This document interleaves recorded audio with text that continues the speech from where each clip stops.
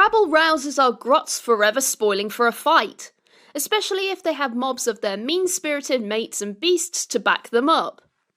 These raging loons roam the underways of the realms, stirring up trouble, accompanied at all times by flights of drooling, snapping bat squigs. In this video, we'll be showing you how to paint up your rabble-rouser to battle ready. Then we'll be adding a few extra details to take it up to the next level with ease. If you're new to painting or want to brush up on your skills, you can check out the Citadel Colour Painting Essentials videos to learn all about paints and techniques. The paints we'll be using are on the screen right now.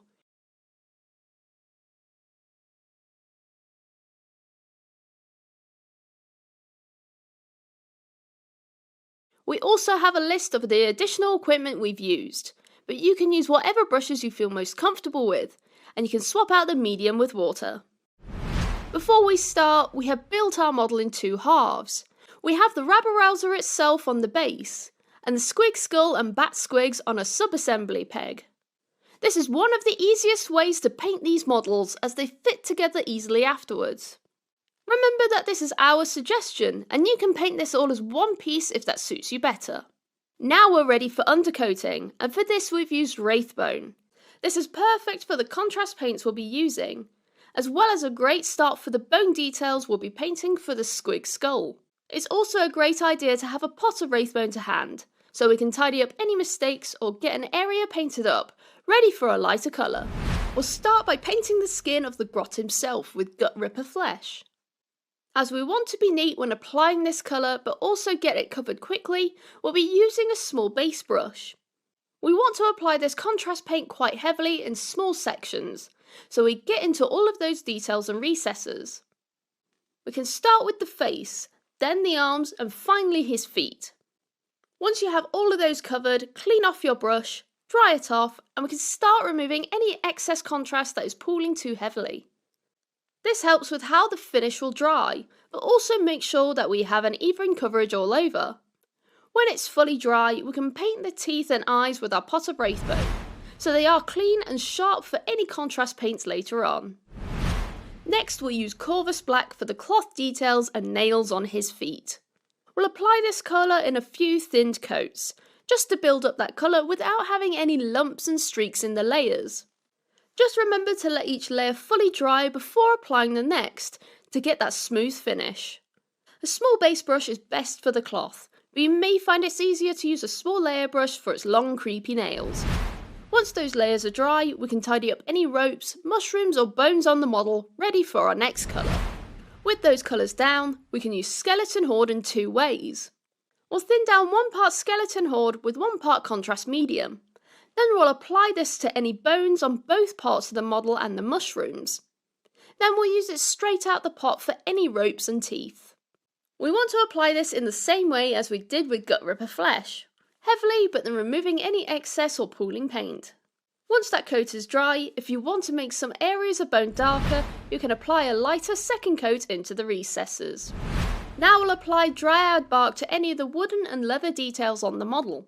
These may be small or near other colours that we've already painted, so we'll use a small layer brush here so we can get into all of those details easily.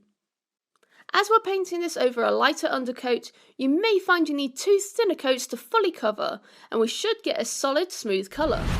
And don't worry if you're painting anything that is still undercoated, but just be careful around those details that we already have. Next we'll add iron warriors to any metal details, just like the weapons, tooth on the squig skull and the little trinket around his wrist. There aren't many of these details, so these will be painted quite quickly, but do be careful around the rest of the colours, so take your time.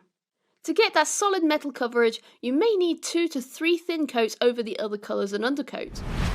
Once you have done your final metallic coat, we need to change our paint water, so we don't transfer any metallic flakes into the rest of our colours. With our paint water changed, we can move on to Blood Angel's Red. We'll use this for the bat squigs all over and the caps of the mushrooms. Just like with our contrast before, apply it heavily and remove the excess. We just want to make sure that the bat squigs have a nice solid coverage and some rich recess shading. So make sure your brush has no water in it before applying this colour, or it can dilute the contrast down.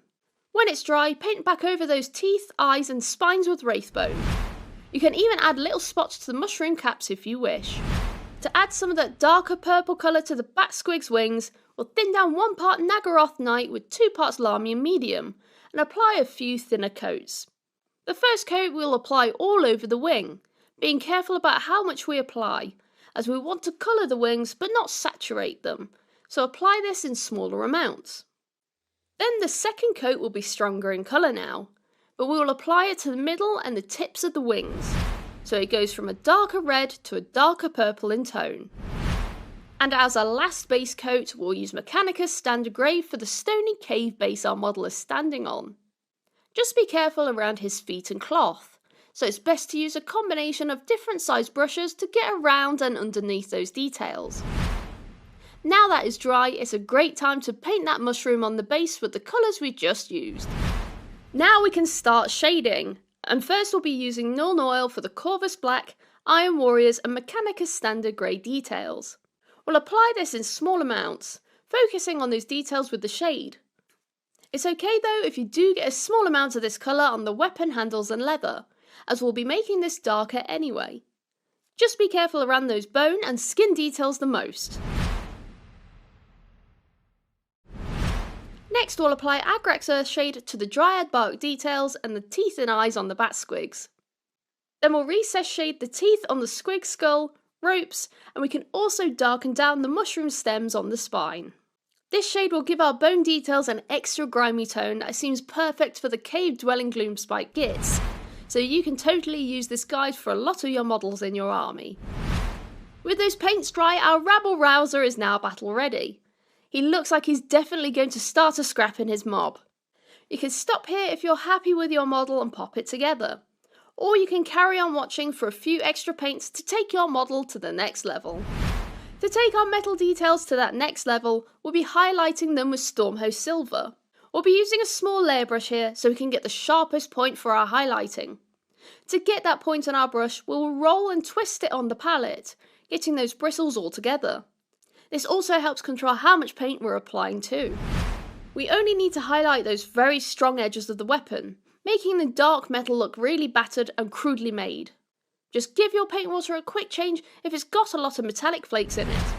Then we'll highlight the bones and the teeth on the squig skull with Wraithbone. Just pick out the most prominent areas and details, like those sharp edges on the big teeth and eye sockets. Only highlight as much as you want.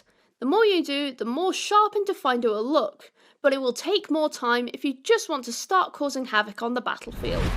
Then to finish off, we'll highlight the cloth and the bat squig's wings with Dawnstone. Just like before, we want a nice point to our brush, ready for those small lines on the cloth. When it comes to painting the wings, we can use the side of the brush to pick out the tips and edges, but less is more with these tiny little squigs. And with our model fully assembled, our Rabble Rouser is now finished and ready to shout up a storm of angry grots and hungry squigs. You can see our base is finished in Astrogranite, and if you'd like to learn more about basing your models, we have videos all about it. For more tutorials, tips and tricks, check out citadelcolour.com or head to your local Warhammer store where our amazing staff will be happy to help you. Well, we hope you enjoyed this video and we'll see you next time. Bye bye!